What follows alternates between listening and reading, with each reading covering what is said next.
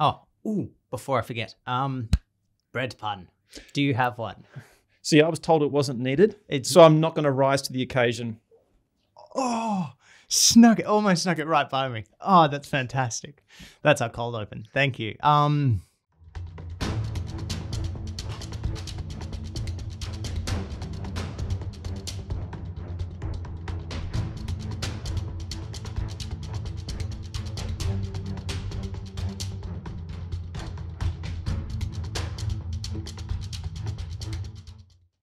Hey guys, and welcome back to the Painter Chronicles. I'm your host Tyler, and today I am joined by Adrian. Hi. So Adrian will be answering a couple questions today. I'm not going to talk about it. Adrian, tell us a little bit about yourself. Right. So I've run a couple of courses through WOMP. That's how I've met most of WOMP and most of the attendees, including yourself, Tyler. Yes. I'm a hobbyist painter. I paint purely for the pleasure of it these days, although it is nice to get something to the table and use it. Yeah. So do you do actually play games then? Yeah. I've tried a few of the Warhammer style games, and I never seem to have the time to learn all the rules. That's understandable. But I do love painting the models. Yeah. Nice. Okay, cool. Yeah. So you just paint purely for fun, you're not here for the games and stuff? Yeah.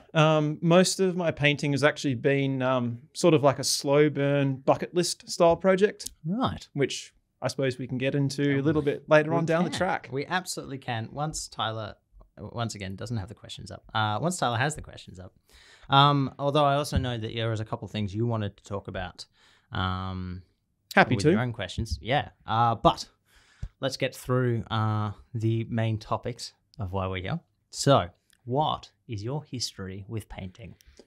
Right. So, many moons ago, friends and I were walking back after a night at the pub, and one of the guys pulls this box down from the top of his cupboard, blows the dust off it, and it's Space Crusade. Oh, wow. And I remember seeing this on my friend's shelf at home. It was actually his dad's copy of the game. And I remember seeing it when I was 7 years old. And the box looked badass even then. Yeah. And so as a trashed 28-year-old, it was suddenly epic. And we had the most fantastic time. It was an absolute highlight to the evening. Wait. So you played it while you were drunk? Yes. Oh, best way to go. Best way to play. Yeah. That's fantastic.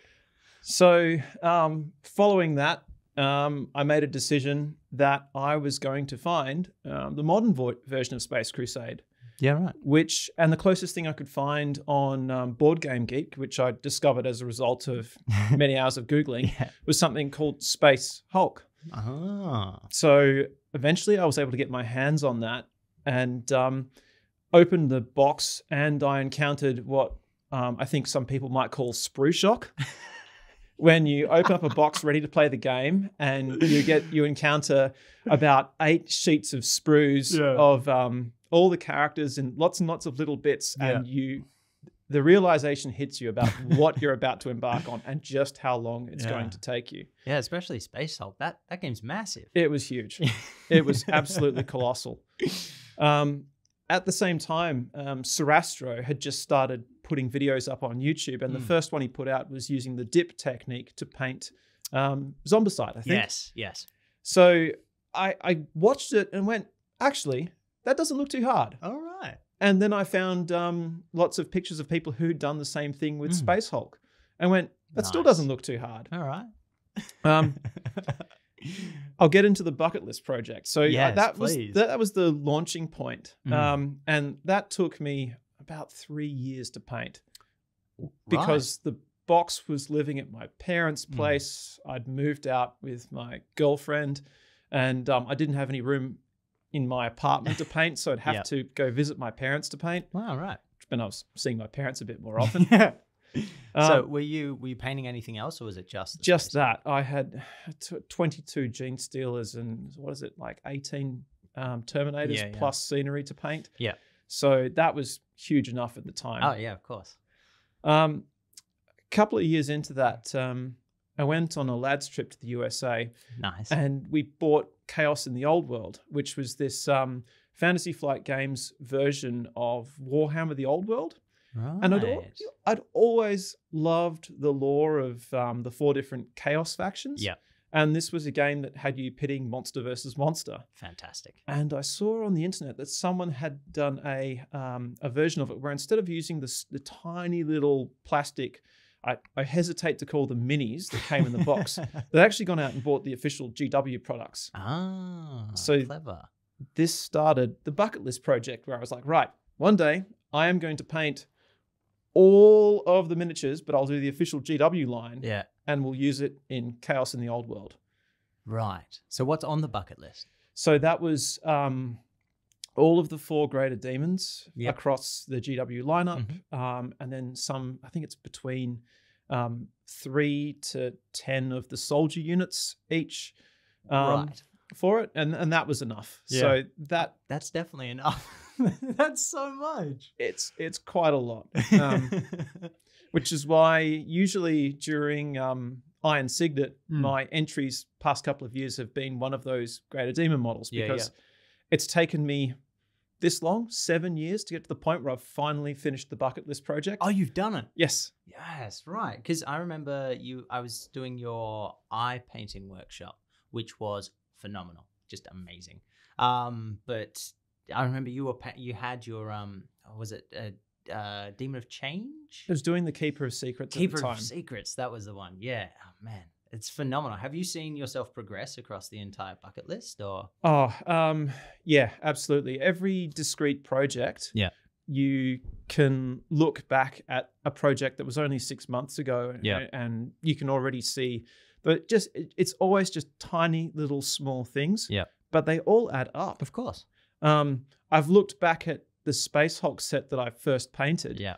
And even across that project, I did all the Gene Stealers first. Yeah. And by the time I moved on to, I did one Terminator first, just to figure out what a brush felt like in my hands. And then I did all of the Gene Stealers, all 22 of them. Yeah. Then I came back and did the remaining Terminators, looked at the one that I'd started off with and repainted it. Fantastic. Because the difference was night and day. Yeah. What was there any thinking behind painting the Gene Stealers first? They're monsters. Yeah. I've always enjoyed painting monsters more than robots. Or more so than mechanical things, because interesting. Flesh and natural textures are so much more, they're interesting to me personally. Right, yeah. And I feel like there's more opportunities to be creative. And the day someone runs a course on vehicles, I will happily be proven wrong. I think, and this is a massive call out, but I'm sure I'll be fine with it. Gorgon, when are you running your tank workshop, man? I'll be there. Oh no. But yeah, no, that's fantastic. So is there anything after now the bucket list, or? Well, I extended the bucket list a little bit because there was an expansion that came out to Chaos in the Old World, which brought in the Skaven. So I've been working on a Vermin Lord, and I thought I'd have it ready in time for Iron Signet, but unfortunately I just wasn't able to get there this time. Have you been putting that in the Discord? Is that the one? Yes. Yeah. Oh man, that looks fantastic. That was the one that Leif, I think it was Leif, sneakily changed the course poster from the figure that I'd painted specifically to the course to a hyper-saturated picture of the Vermin Lord. Yeah. Which course was that? This was the flesh course. Yeah. Yeah, because you'd already done the flesh for the Vermin Lord? Yeah, so I used a modified version of the recipe for the flesh for the Vermin Lord. And that was why I didn't want to have it up on the poster, because I said to Leif, I'm scared that people are going to think that this isn't reflective of what they're learning. He's like, no, they'll be fine. They won't know. Yeah, no, I mean, it looks fan. I've seen pictures, and I'll get you to send me some pictures so people at home can see, because, oh, man, your painting is phenomenal. Which is why you're on the podcast here, of course. But moving right along, within your bucket list, within everything that you've talked about or painted, what's your favorite models you've ever painted? And why? I've actually got a doozy, and it's not even within the bucket list. Oh, yes. I bought Project Elite, which was a board game with 56 minis in it. Cool Mini or Not board game. Yeah. And challenged myself to speed paint it within a week. Right. All 56? All 56. Right. I was actually only over by about 5 days in the end, but I'm so happy with the outcome. Yeah, It actually turned out I was able to replicate most of the box art to a point where people can pick it up and it's recognizable, and I'm still very, very happy with the quality of painting. Okay. I was this close to entering it for Cygnet. Yeah. But it would have been a bit of a doozy to enter. Yeah. Because the nature of the speed paint was I put far more emphasis on the characters and the heroes than the grunts. It's like a tower defense game where you have hordes and hordes of grunts and then, a handful of heroes mowing them down. I love that. That's fantastic. So that was, how long ago did you paint that? That would have been about a year ago now. Yeah, right. Okay. And so you said the box art. So do you always paint within the box art, or is it just like... Normally I don't. Normally I take great pains to paint, particularly if it's a GW model. I'll try to paint it in a way that is totally different to the box art. So with the bucket list with the 4 greater demons of chaos, the idea that I had was I was going to paint each of the 4 factions in a color that would have been offensive to them, because that's fantastic. Because in the lore, the god of warfare is permanently opposed to the god of perversion, and the god of change is perpetually opposed to the god of decay and recycle. Of course. So that's why the Lord of Change that I submitted was painted in desaturated greens with a pink belly. That's so good. Years ago. Oh man! And you entered that into Iron Cygnet. That was the first entry into Iron Cygnet. Fantastic, man. And so they're your favorite because you got them done so quick, or is it the style? What? Why were they your favorite models to paint? Going back to the topic. There's 2 reasons. The first is that I'm a shockingly slow painter. Just absolutely terrible. I'm constantly looking up speed painting hacks, and no matter how many speed painting hacks I find, I never seem to be able to paint any faster. Right. If anything, it only slows me down as I discover more detail that I should probably lavish some attention on. The second reason is that it's a painting product that I've actually gotten to the table and enjoyed with friends. Yeah. Okay. As opposed to just something that goes into a display cabinet. Yeah, right. Okay. Is that something you'd want to do more, like more game pieces or? Yeah, if I could find a game that I enjoyed playing as much as that one. Yeah, right. Then absolutely. So you're not a big fan of like a Warhammer or Bolt Action or? I haven't tried Bolt Action, to be perfectly fair. And I've tried Warhammer, but I just found the rules way, way too complex. Yeah. And by the time I've finished painting another model for it, the rules seem to have changed. Oh, tell me about it. It's crazy. What do you play in the Necromunda League? No, and I probably should. I should probably look into the likes of the small skirmish games because I might actually be able to finish a squad before the rules change. Yeah, I mean, Necromunda, I think the rules didn't change for like 20 years. So I think you're safe with that one. For me, that is kind of what I paint because I want to play games. So it's interesting talking to someone who's like on the other end of the spectrum of like, well, I mean, obviously you do paint things for your own, what am I trying to say here?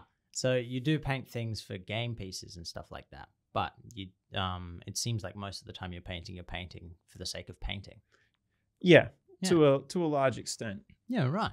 And so do you hold on to all your models or do you move them on once you're done? I haven't been able to part with anything I've painted yet. Preach. No, I get that. I get that. Anything that reaches completion stays with me. I don't know. Just because I think for me, it's a lot of the time because I paint it in such wacky colors. Like I have a pink German army. How am I supposed to sell that? Like no one wants it. It's very, very personal in that regard. So I kind of get you there. But yeah. Here we go, getting into the juice of it now. Mm-hmm. What is your biggest aha moment in painting? Oh, I have an absolute doozy for you here. And that is, you don't have to paint alone. So painting for a long, long time for me was this activity that I could only really do on my own in solitary. Yeah. I've done a couple of sort of crafternoon events with friends where I haul paints over to a friend's house. And I found that pretty logistically burdensome. I understand. I'm not a graphic designer, so I don't have the ability to brute force color theory every single paint. And I do value consistency in my approach as well. Yeah. So it makes hauling paints to friends' houses tricky. Yep. Among my uni friends and among my work colleagues, I'm the only one that paints, which is really, really strange. That is strange. You know, I say on a painting podcast. Yeah. I mean, I think, it's interesting walking in different circles in that regard. You're like, wait, what do you mean you guys don't have the same hobbies and ideas? I have I know so many people. Yeah. Yeah. I'm surrounded by them. And Perth is full of crazy talented people in this hobby. Absolutely. Amazingly talented. Absolutely. It's one of the things that intimidates me so much about Iron Cygnet is placing a piece down on the table and looking at the pieces you've placed it next to. Oh, absolutely. Terrifying walking into that room. Like, you've got your model, you're pretty proud of it. You put it down, you're like, oh no. What did you submit this year? So I submitted the last 2 models from the bucket list, which Yes. were the Keeper of Secrets and the Great Unclean One. And I submitted the finished Beholder from the eye painting course. Ah, that was you. I saw that. Yeah. There were 2 there. Gorchin submitted his as well. Oh, yeah. So mine was the green one, his was the blue one. Yeah, I remember seeing the green one go up on the photo stand, and man, it looks fantastic. Did you just went through and basically copied your own recipe to get everything else done, or did you add a little bit more? More or less copied. I was a bit more fussy with things like trying to get some shifting colors in the iris, because that was what I was currently into in my painting journey. Excellent. And the other thing that I did that I was pretty happy with was I started mucking around with complementary colors in the shadows. Spoiler alert for coming up. What? Which was... Okay, I'm going to leave that one alone and pick that up later, because that's blowing my mind already. Yeah. Okay, so your aha moment is don't paint alone. Yeah, so the WOMP community is great because you can pick up your mobile phone, turn on Discord, and actually sit there chatting to people doing the same thing. Yeah, absolutely. And it's every bit as fun as I thought it would be, and I don't nearly do it enough. Yeah. With full respect to the WOMP guys there, it's always a delight and a pleasure to paint alongside them. Often I find myself just walking into the other room and having a chat with them and forgetting that I was painting at all. Yeah, no, that actually, firstly, this story is going to talk about my Pink Panther. So sorry, everyone, for not getting an update about that out. The videos fell to the wayside because I was a very busy boy. But the reason I got it over the line and into the Iron Cygnet is because of that Discord. Like, I sat there 2 or 3 times. The first time was with Leif, as mentioned in the last episode. Go watch the last episode. About the whole spray. What's it called? Zenithal highlight? No, airbrush. Wow, right. Just couldn't remember what the item was called. Yeah, the whole airbrushing story. And then, so I did all that, and then I was sitting in there. I think it was the night before, and there were things that just weren't done on it. Or 2 nights before, and I was like, I'm just not going to get done. It's not going to get done in time. And so I jump into the Discord. No one's in there at the moment. I didn't even say like a message like, hey guys, jumping on, just jumped in. I was like, someone comes on. Next thing I know, about 4 people jump in, just like one after the other, just bang, bang, bang, bang, bang. And they're like, hey man, how you doing? How's it going? Like, and every single one of them, because I came in at different times. I think Gorchin was the first one. And he's like, hey man, how you doing? I'm like, man, I'm just not feeling this Panther. Da, da, da, da. And he's like, what are you doing? Just finish it. And then Will jumps in and he's like, what are you doing? Just finish it. And they just like built on each other and just like gave me this insane amount of energy and just willpower to get it done. So I completely understand where you're coming from with that. That's so awesome. I love it. It's absolutely fantastic. So yeah, I think in regards to trying to implement that as a newcomer, I think Discord is probably the best way to do it. Have you tried any other ways? Or no, I've only tried Discord. Yeah. At the moment. I mean, you don't really need anything if that's working for you. You don't need to change it around. So we'll direct people to the Facebook group. All right. What is your one technique you can pass on to an absolute beginner? Right. I will use a fancy French word for it. Okay. And then I'll use an art word for it. Okay. And then I'll tell you exactly what that means. Okay. I don't speak French, so I really apologize if I butcher this. The technique in French, I only found this out just before my course, is called en grisaille. It is value sketching. And what it is painting the figure in black and white before you add color to it. Right. There's been a recurring theme through a lot of your other interviews about contrast, Yes. make the darks darker, make the lights lighter. Yes. If you do that and then put transparent colors over the top, a lot of the work is done for you easily. And the way you do that is actually super easy and requires very, very little skill. Right. The most common way is zenithal priming, where you take a mini primed in black and you blast it from white from above. Yep. I add 2 extra steps to that. Okay. I wash the whole thing in Nuln oil, which I can hear everyone in WOMP screaming blue murder about. But bear with me. Yep.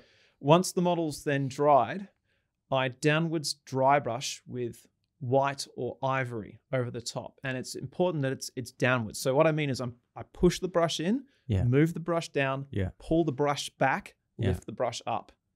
So that way, only the surfaces pointing upwards get hit with white.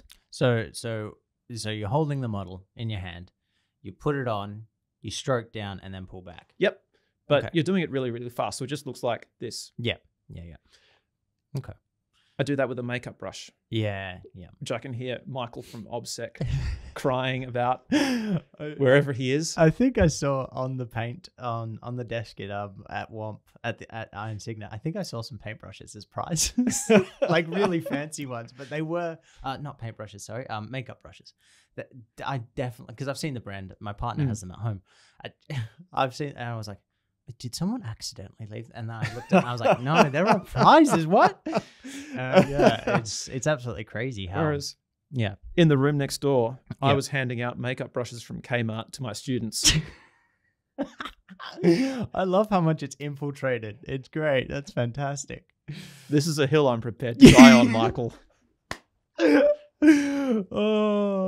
I think you'll find quite a few people who are willing to die on that hill with you. I think more and more it's becoming a lot more popular. Because the results are. Did you see Jacob's model? I barely got any time to look at the models. I'm looking forward to the WOMP admin putting everything up on Facebook. Right, I cannot wait. It's going to have all the entries. Did you see the setup they had for the pictures? The parallax? No, I didn't. Oh, man. I mean, you'll see it in the models, but basically they had a mirror and a TV behind it. And so the camera was looking at the TV, which was connected to the camera. And so it created like this cool parallax effect. And it just... wow. It looks so good. It looks amazing. And I cannot wait to get all the photos up because it's going to look like... people should be really, really... happy with everything they entered, really proud, and they have a photo now that is basically professionally taken to take home and to be like, because that's a big problem for a lot of people, myself included, since I broke my phone camera, is getting good pictures of your models. Because you'll sit there and you'll take a picture on your phone and, you put it on Facebook or whatever, and Facebook compresses the crap out of it. And you're like, oh my God, so happy with how this turned out. And then you look at your own photo, you open it up and you're like, that's not what it looks like. So I think everyone should be really happy. The guy there was super professional. I didn't catch his name. I wish I did. But yeah. Yeah, I'd seen photographs of a few of the models on Facebook before I went to Iron Cygnet, and then I was blown away by how good they looked in person. Yeah. Absolutely floored. Yeah. Pictures just can't do the models justice, unfortunately. But, Jacob's model, all makeup brushes. The entire thing's dry brushed. and I think he did it in under an hour. And when he told Gorchin that, Gorchin almost wanted to strangle him. I swear to God. Gorchin was like, I spent 50 hours on this single Space Marine, working out gradients and stuff. Gorchin, it looks amazing. It looks fantastic. You should be very proud of yourself. But yeah, Jacob's like, I did it in under an hour. That's Jacob for you. It's just got this crazy talent with dry brushing. But yeah, no, I think that's a really good. Getting back to your point, getting back to your point about contrast and how to paint it up. There's one question I do have for that because it makes perfect sense. The zenithal highlight, everyone talks about it. Why the Nuln oil? Because with the zenithal highlight, everything on top of the model, regardless of whether it's in a crease or a crevice or not, is going to be flooded with white. Right. You do want the top of the model to be brighter than the bottom if you are going for like a noonday sun approach, which is normally what you do. Yeah. But then you wash everything in Nuln Oil and the model goes almost black. Yeah. Almost, but not quite. Yeah. But then the makeup dry brush with white afterwards is super potent on creases and crevices. Yeah. Super potent on ledges and rims. Yeah. Non-existent in crevices and stronger towards the top than it is on the bottom. Yeah, and you can choose, because it's a gradual process, you can choose whereabouts you want to apply emphasis by making parts of the model brighter. Yeah, right. Okay. It edge highlights most parts of the model for you naturally. It highlights shapes for you. You'll notice things that you perhaps didn't see when the model was just grey plastic because they're outlined in stark contrast. Yeah, right. That was actually how I painted the Project Elite box. Okay. I went through a whole bottle of Army Painter's Nuln Oil equivalent because it was 56 minis dunked in it. Yeah, far out. So you literally, like, when you say dunk, do you mean? No, not physically dunk. Okay. I loaded up a size 8 paintbrush and slathered them with it. Basically dunking. That's fantastic. Okay, so I'm going to ask a question for the beginners because you've brought it up. The whole zenithal highlight, you've taken it to the next level, which is fantastic, and I definitely want to try it at home. The one thing I struggle with, I've zenithal highlighted my model. It's sitting on the table. How do I use the zenithal highlight and the dry brush using your steps to my advantage? Because I find a couple times when I've done it, the zenithal highlight, by the time I'm getting color on it, I've lost the zenithal. Yep. How do you make sure that doesn't happen? Inks. Right. Paints are more opaque than inks, and they're a bit of a mixed bag with regards to opacity as well. Yellow's the horror color to paint. Yellow is a horror color. Because it's transparent. Yes. But it works really, really well over intense contrast. Inks are like that, but for every color instead of just yellow. Yeah. So you use inks to get most of your base colors down. Yeah. And then you're in a position where you can make decisions about how much of that residual contrast do you want to leave behind. Yeah. Okay. I really like that. So, okay. The other way you can do it is what I'm going to call the Jacob technique. Go on. Which would be once you've done your downwards dry brush with white, you color the model in using a makeup dry brush. Okay. Because that will only hit raised areas. Yeah, okay. That's nice. I like the idea of that. Hypothetically, this is going to a beginner, right? This is what you would consider a beginner level technique, right? Or a technique that a beginner could do. So most beginners that I know don't own inks. Is there anything you can do with acrylics, like thin them down or use a thinner or a different medium to apply it? Or do you just recommend getting some inks under your belt? That's a difficult question because there's so much variation between paint types. You can try thinning paints down with water, and you'll probably get them pretty transparent. But the price you pay when you're using paints rather than inks is that the color starts to fade and they become more and more desaturated. Okay. And there will be some paints that will become almost colorless before they become transparent. Right. Okay. All right. So inks is the way to go. Inks are much quicker. Yeah. It all boils down to a matter of speed in the end. Inks were a recent addition to my painting arsenal, and I love them. I can't say enough about them. They've got so many cool uses. Going over an en grisé model is the most obvious one, but the other one that's really, really cool is using them to shift color. Yeah, okay. And progressively tint color from one direction and change the hue of color. Right. And so is that how you would do blending? Am I on the money? I'm learning all this. I'm trying to connect dots. That's a really interesting question. So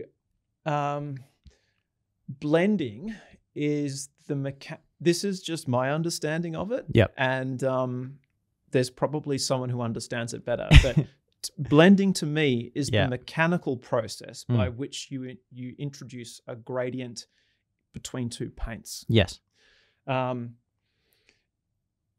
You can achieve this. You can achieve similar effects with inks. Okay. It wouldn't, because the method of application is going to be slightly different. I don't know if I'd call it blending. Okay. But you can achieve the same effect. So then when you say transition, what exactly? Like, so where would you use that on a model, for example? So I'll go back to the Lord of Change that I chucked into the Iron Cygnet a couple of years back. Yes. He has a large staff that he's holding with, of course, a painted eye on the very top of it, because that was my practice run for the course. Beautiful. But his candy cane is a rainbow nebula of colors going down. And that was all of the transitions in color were done with brush application of inks. Right. And so once again, just trying to connect dots here for myself. Sorry if this is painful for anyone else at home. But so you're going down the staff. You've got lots of different colors. You're using transitions. Why is that not called blending? I know I'm going in circles here. I'm just trying to understand the difference.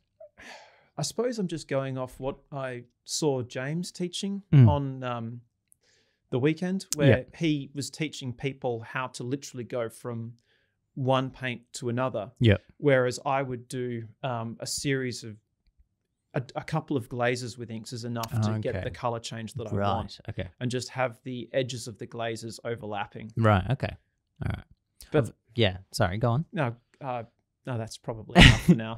Yeah. I was just going to say shout out to James for that workshop, because I'm currently sitting down. Ooh, you're my captive audience. Excellent. I can ask you this question. So at the moment, I'm painting a small Chaos Warriors army. Okay. And because I love painting pinks, I'm going to try and fit that in. So at the moment, I posted on the a couple of different Discords asking for people's opinions on the back of cloaks. I had one going pink to white and one going purple to pink with like very, very soft white on the very edges of the cloak on the back of the model. And everyone's like, oh, value contrast with the purples. And I was like, cool, purple's a bit different, so I'll work with that. However, I've started painting the cloaks. I'm very happy with where they're going, but I don't know what color to paint the armor. Do you have any advice as someone who's literally painted every single Chaos model available? Oh boy. I have some advice. Yes. Did James cover the laws of harmony in his color theory course? He did. Excellent. Split complementary is very hard to go wrong with. Okay. So from the back of your model, you have something in magenta or fuchsia, I think is the scientific name for it. Yep. So then you take, if you look at your model from the back, that is the dominant color. Okay. So then you look at the complementary color to that, if memory serves, is green. Mm-hmm. Either side of green, you have yellow and you have blue. Yep. So you would go for one of those colors, you make a heavily desaturated version of it. So instead of like a sunburst yellow, it would be like a dark ochre. Right. Or instead of a rich blue, it would be like a dark blue gray. Okay.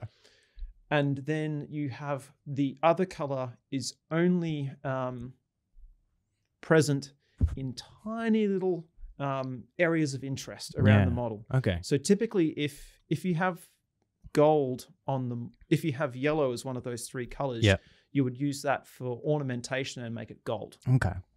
Right. Because I was thinking there was a moment where I considered making the guy his armor gold, but that would be a bit too much, you think?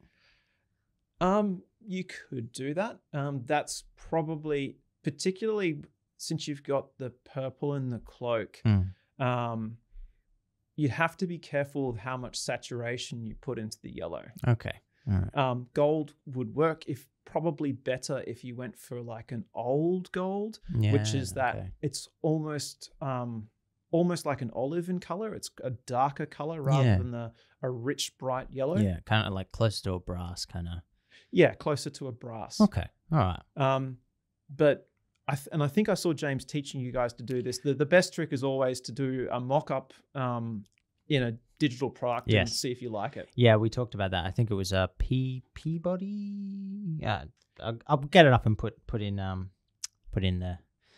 the comments. No, you know what I'm talking about, the description. That's it. Because that was really helpful. And I was actually sitting down with the app before. I haven't had the time since to sit down with the app and paint my entire model, but I'm excited to give it a shot. And yeah. The other thing you could do, and I learnt this from Dana Howell actually, is just to, if you do a Google image search with the word pink in it and see what things in nature pop up that are pink. Sometimes you can arrive at a color scheme just by looking at a photo of something and going, you know what, I like that. Yeah. Right. Okay. So my Great Unclean one, in the end, I completely abandoned the whole sort of insulting color scheme thing. And because I found a photograph online of a sea anemone. Right. And I loved the color transitions in this sea anemone where it was like bright pink and purple at the tips of its tentacles, but the rest of it was like a bluey, greeny, yellow shift. Interesting. Hence why he was called Enemy and Enemy. And that wasn't just to torture the poor judges with a tongue twister. Oh, that is amazing. I love that. That's fantastic. The pun hurts, but I love it. I absolutely love it. Okay, so thank you for sticking through all of that beginner talk. Who wants to be a beginner? Am I right? No, but moving on, for those of our audience who are a bit more experienced and want to try something a bit different, something maybe they haven't tried before, or something that is absolutely 100% your technique. What's your crouching tiger, hidden dragon technique? Yep. My current 5-point exploding palm technique Love it. is I'm going to call it Chromatic Shadows. Okay. Right? So this is what you talked about before. Yes. Okay. Yes. I'm listening. So if you've done courses with James before, he has a particularly interesting quirk where he never primes anything in black. He dislikes the color black. Yes. And his argument towards that is it's very, very hard to find black in nature. Yes. My twist on it, from what I've seen, is that black is actually very boring. It doesn't have any emotional excitement for me. It's actually the absence of color in the hue wheel. Yes. So there are the first trick that I used to get chromatic shadows. Yep. Obviously, I've zenithal primed, so I've got black on the underside and white on the top. Yep. Looks like we're heading in the wrong place. Yeah. If you know what color you want to arrive at, you spray the complementary color from below using an airbrush. So with the beholder that I painted, it was the first time I did this, and I'm so stoked with how it turned out. Yeah. I gave him green tentacles, and once I'd finished painting the tentacles, I turned the model upside down and sprayed it magenta from underneath. Right. And the effect is actually really, really cool. It gives it such an interesting shadow. And because it's already been zenithal primed, it's naturally slightly darker on the underside. Okay. So even though I was using a color that most people think is quite bright, it still looks oddly bright. Okay. All right. And the same with the bony part on his forehead. So that was mainly in yellow. So I turned it upside down and sprayed purple upwards on it. Right. And again, it's a color that it's probably a bit brighter than what you'd use for a shadow, but it somehow still works. Yeah. And the color theory behind that is when complementary colors meet, you get a desaturated, muddy color when they mix over the top of each other. And that's how your eyes work in shadow. Okay. Interesting. I really like that. There's another trick. And we sort of, we only really discovered the power of this on the weekend. Yeah. And this was, even after that's all said and done, picking one of the bottom corners of the model, the bottom left or the bottom right, and getting a very, very thin, darkly colored ink, so thin down to the point where you can run the brush across your fingernail and still see your fingernail beneath it quite clearly. And then painting that as a forced diagonal bottom left upwards or bottom right upwards shadow. Right. And there's something about, we were doing this with Payne's Grey. And there's something about that technique where as soon as it's done, you look at it and go, that looks right. It's suddenly this has a much more 3D effect to it. Yeah, right. Okay. Well, why is that, do you think? Like, because I'm finding it very hard to picture in my head. I've got some theories on it. One of the things that I'm starting to think about in my personal painting journey is ambient light. So for years and years and years, I've painted with zenithal priming and top down, everything sitting in the noonday sun. But the pieces of art that have resonated the most to me are where they use the ambient light to tell a story. The most classic example is probably OSL, where a figure's holding up like a glowing gold coin and you see the yellow light spill across their face. So in the flesh painting course, I thought it would be fun if we introduced a strong directional light. And the way we did this was we, after we'd done most of our Renaissance Verdaccio style underpainting, buzzword from the course, we then went and we did another dry brush with a very, very bright white color, like an ivory color. But instead of doing it from the top down, we picked a direction for this directional light, and I did it diagonally from the right shoulder inwards. Okay. So then to counterbalance that, we did this shadow in the opposite direction. And suddenly the light starts to tell a story. Right. Okay. And I'm still thinking through this, but some of the pieces that I've seen online that I've looked at and I've gone, that is just so amazingly cool. Are the pieces, I don't know if you ever saw them. Someone did these orcs marching under the moonlight, where it was an entire army of fantasy style orcs painted in like blues and blacks, and you could barely see anything except for these yellow glowing eyes. But straight away you look at it and your brain goes, oh, they're marching in moonlight. That's why I can't make out much. It's so cool. Man, you'll have to send a photo. I want to see that. That's fantastic. The other good example is, I think it was Pete the Wargamer did a similar one with the oh goodness me, what is his name? The Ossiarch Bone Reapers faction leader, Catacross, Orphean Catacross, and he did a similar style where he was painting it as if the character and his entire retinue were standing in dusk. So the light tells the story. That's fantastic. Just so cool. Right. So you've got your directional light that you've got coming from a different angle.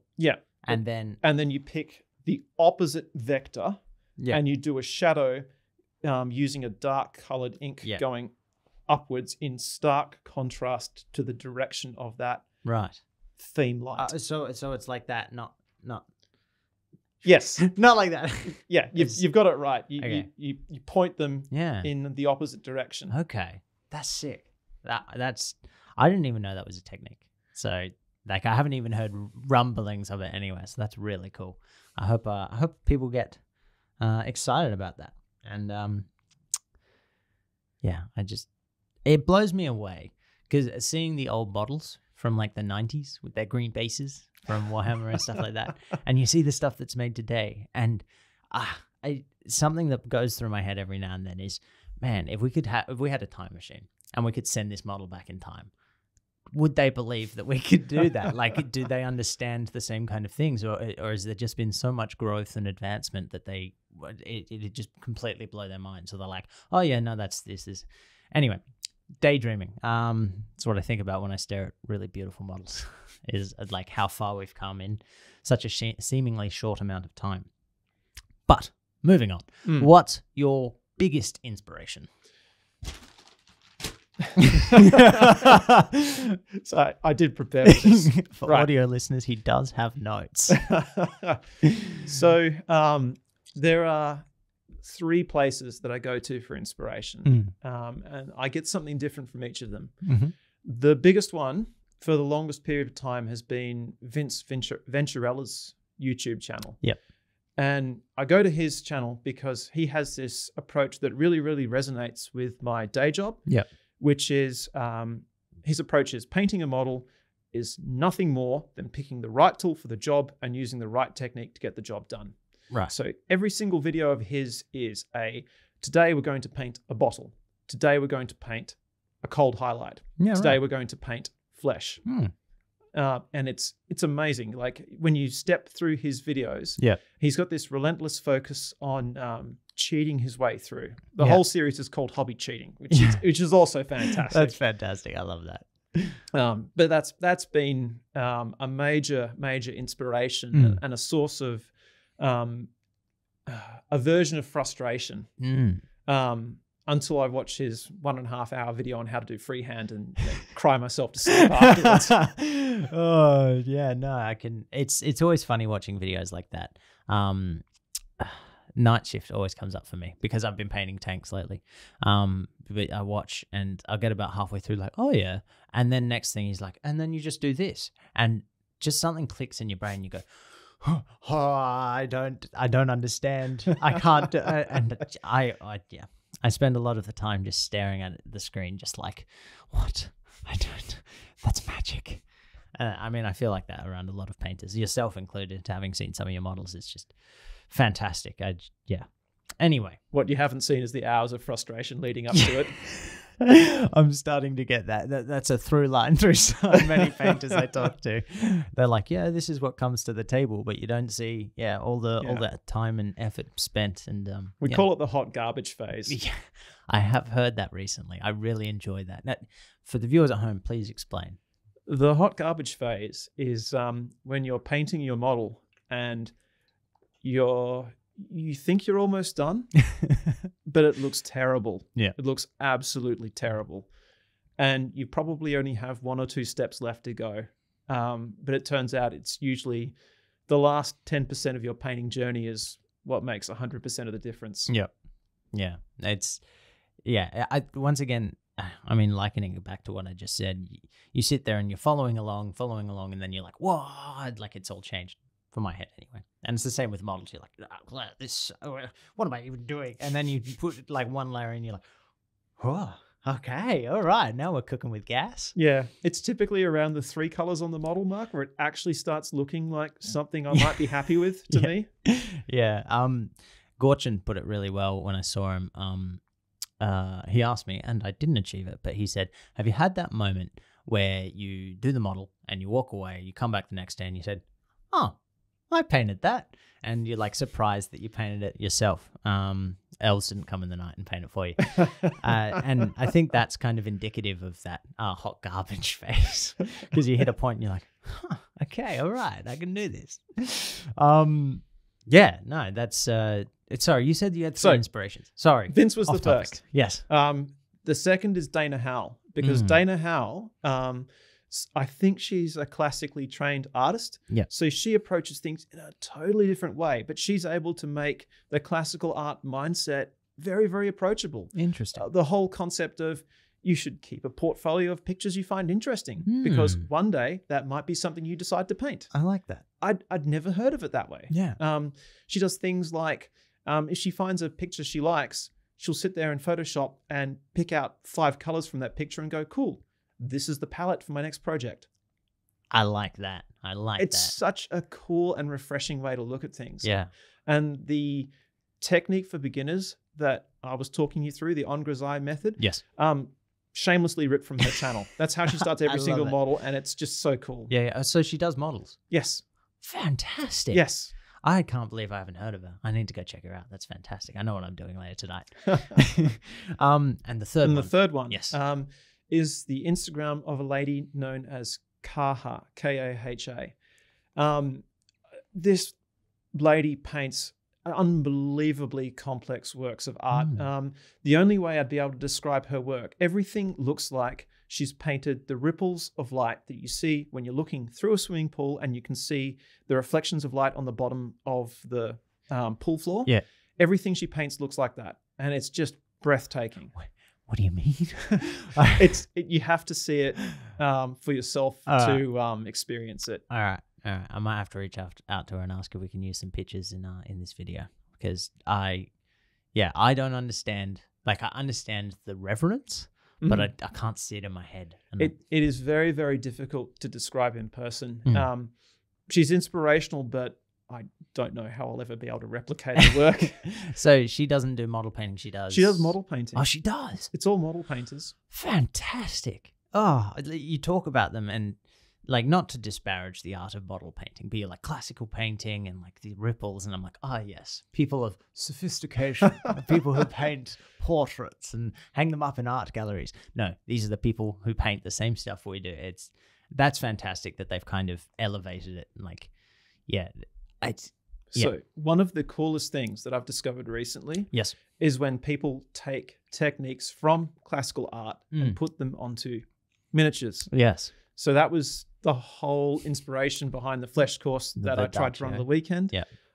It's Did you say tried to run? You ran that hard. Did run. You ran it really hard. You ran it really well. And it's something else that James and I have been talking about, like the 3 color bands on the face.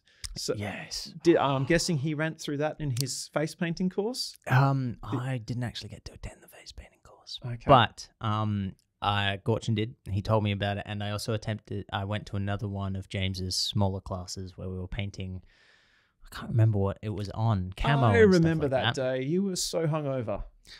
I wasn't hungover. Yeah, no, I was pretty hungover. The Star Wars Legion? Yeah. And we're painting camo and not whites and not blacks. Not whites and not blacks. And that was fantastic. But at that course, because we also had some rebels and stuff, he talked very briefly, and even that brief explanation blew my hungover mind. So I cannot wait to either get him on here or even just attend one of his workshops if he runs it again. War drums are beating, James. I did actually. I pinned you both down on the Sunday. Oh, that was so funny. I saw you guys sitting next to each other. I'm like, excellent. You're not getting away this time. Thank you very much for coming on. I really, really appreciate it. Is there anything else you'd like to talk about? It depends on how much time you've got left in the episode, and we got plenty of time. Okay. We're not even at the hour mark, so we're fine. Oh, gee, okay. Because I know you wanted to talk. You were talking about teaching and stuff, right? I thought it could be interesting. Yeah. To talk a little bit about teaching and what goes into it. Please. I suppose the most important thing right now for the WOMP community is that anyone can run a teaching course. Right. And it would be great to see more of the community come forward and share those 5-point exploding palm techniques with the rest of the community. Jacob, show us your dry brushing. Teach us your ways. We've all got techniques and skills to share. I've got to trace my teaching journey back to James, actually. He's an inspirational teacher and a wonderful human being, which makes it really, really hard to have any banter with him at all because he just smiles and laughs at you. But he was the one who encouraged me to try it, and it remains one of the most rewarding things you can do. Yeah. So that what makes it challenging is trying to pick a model and a topic that you can teach that will fill a full 3-hour slot. Yeah. It can be quite a surprise when you start looking at your material from a lesson planning perspective, right? And trying to figure out whether you've got too much or too little. Usually what you find is that you've got way too much and you've got to cut back. Oh, okay. Interesting. So by that, do you mean simplifying what you're teaching, or?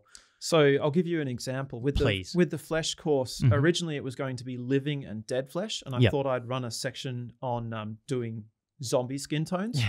And what I found was that the time of the course, when I started mapping out, okay, I'll do the demonstration and then I'll give the class 10 or 15 minutes to try that. Then we'll do the next step. And when you go through that lesson planning process, I found that the course was running for 4.5 hours.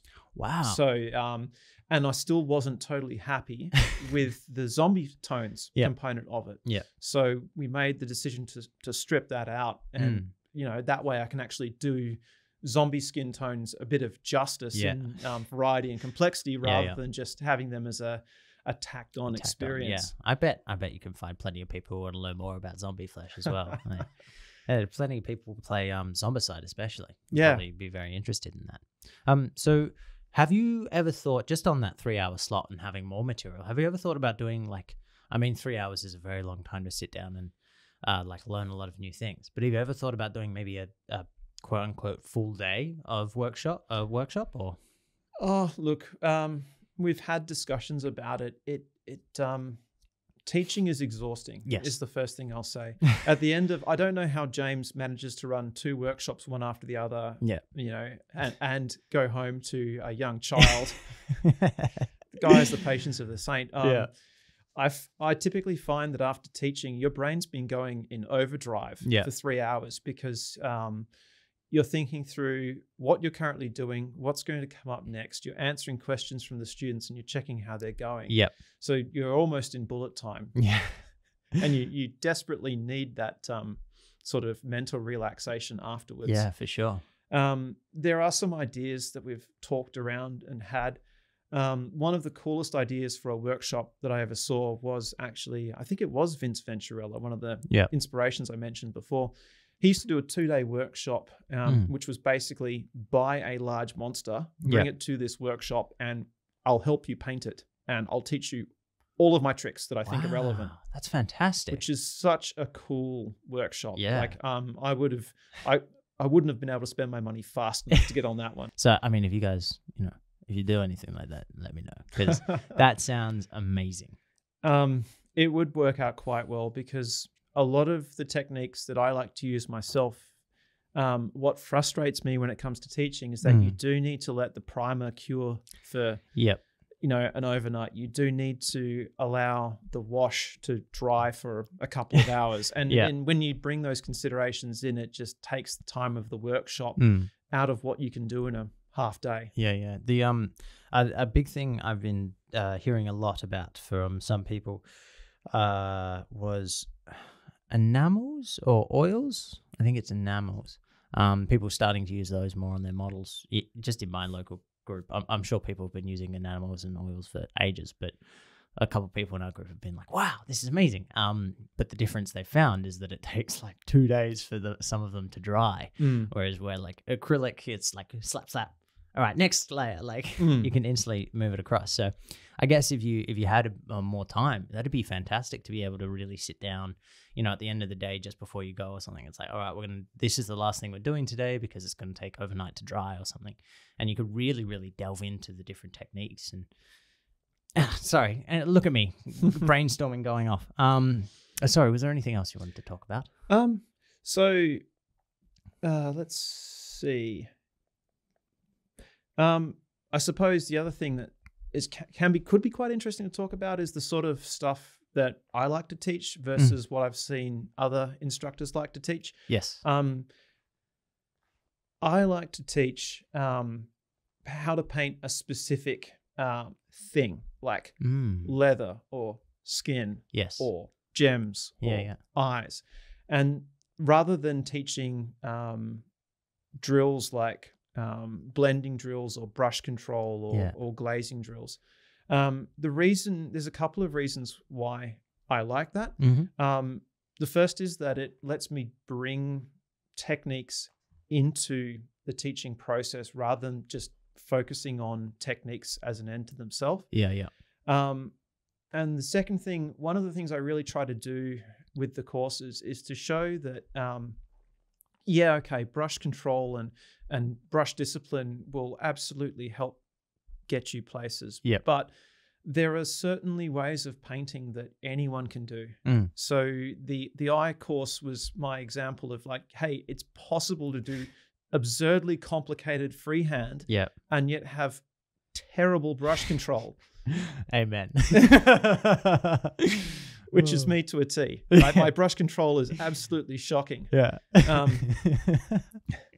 So, and I think that's so important with the courses that we offer to the community to try and get the inspiration factor up and the confidence factor up amongst people who are interested in attending courses to show them what they are capable of doing.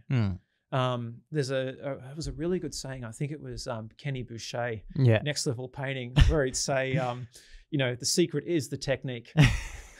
Right. Or the technique is the secret. I can't remember the order that he used to say it in, but basically just understanding the steps that you had to do meant that you have most of the skill anyway. Yeah. I mean, it comes full circle with Gorchin saying, very first episode, demystifying the painting is one of the best ways to do it. Like, once you know the technique, you're not sitting there like, oh, wow. I mean, I still do. but you can sit there and also be like, oh, okay, they did that through this and that. And then, like, when they say, oh, I used, like, inks, for example, you're like, I see that now. I can see. So, yeah, I think demystifying and breaking down in the steps, the secret really is the technique once you know it. If anyone is ever interested in planning a course, one of the things we started doing in the WOMP community, we actually have a teacher's pack, which is a set of documents that steps a person through the mindset that helps you plan out a course. Yeah. Right. So it'll give you like a draft lesson plan where it shows you, okay, you'll demonstrate for 5 minutes and then you'll wait for 10 minutes. And you do this over several steps to sort of pad the process out. And by the time you've factored all that in, oh, look, you're at 2 hours and 35 minutes. You add in a feedback form, you give some time for questions and you're already there. That's fantastic.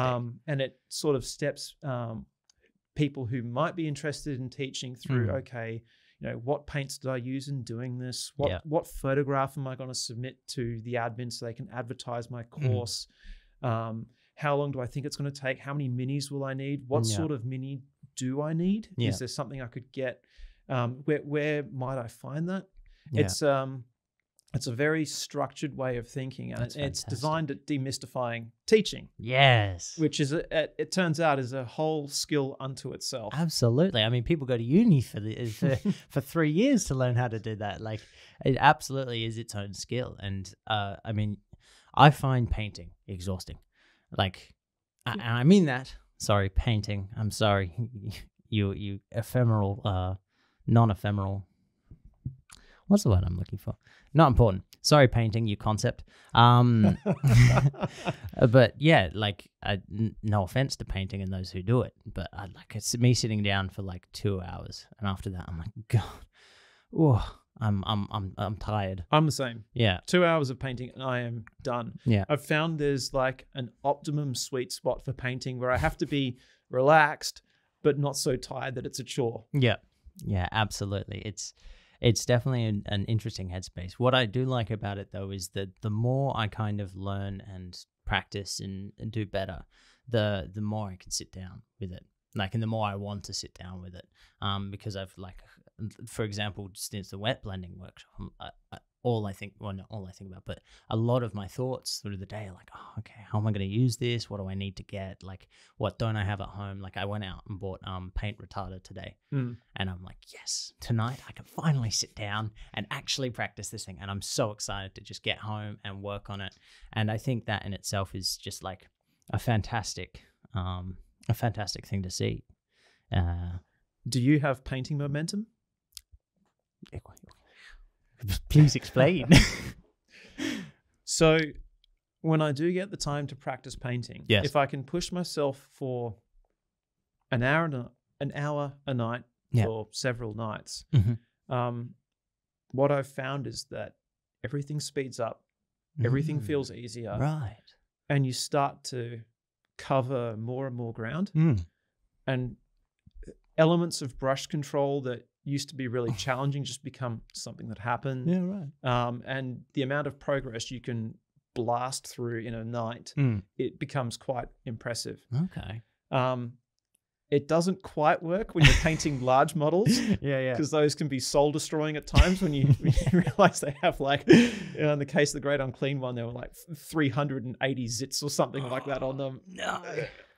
But certainly on more approachable models, you do pick up momentum. Yeah. No, that's fantastic. I haven't heard of that talk before, but I have heard the whole process of like just sit down, do a little bit each night, and that makes a lot of sense. Like you get in that rhythm, you get in that groove, and I'm really excited. Ever since you mentioned your Space Hulk, I'm really excited to go home and because I've got 19 Chaos Warriors. Yeah, and so I'm doing them at like 5 at a time. The last one will be 4, and I'm like, oh, this is gonna be so cool because I'm like, I'll do the first cloak, and I'm just doing the cloaks because I just want to practice wet blending at the moment, and so I'm just gonna go through and I'll have this cool row, just like seeing the progress. I'm really excited to give that a shot, and hopefully, I think now that you've mentioned that, I'm gonna try and do like at least an hour a night, just get it done. Is there anything else you want to talk about? That was pretty much all the notes that I had. Beautiful. For tonight. No worries. Well, thank you so much for coming. Seriously, I can't tell. I don't know if you can tell, but I'm a little bit starstruck. You're talked about very highly, and I've seen your work. I've been to one of your workshops, and it's awesome to have you in the room and to pick your brain a little bit. So thank you very much for coming. James, I'm coming for you. And is there any parting remarks? The only parting remark I have is that every time I've gone to Iron Cygnet, I am blown away by the level of talent in Perth. It's intimidating. It makes me feel unworthy to raise my hand as a teacher. Yeah, right. But I would encourage anyone who's interested in teaching, who thinks they might have something that'd be fun, just get in touch. We can help you. It's not a big deal. And it'd be fantastic to see the skills that you could bring to the community. Nice. Well, on that note, thank you very much, guys. I've been Tyler. I've been Adrian. And I'll see you next time.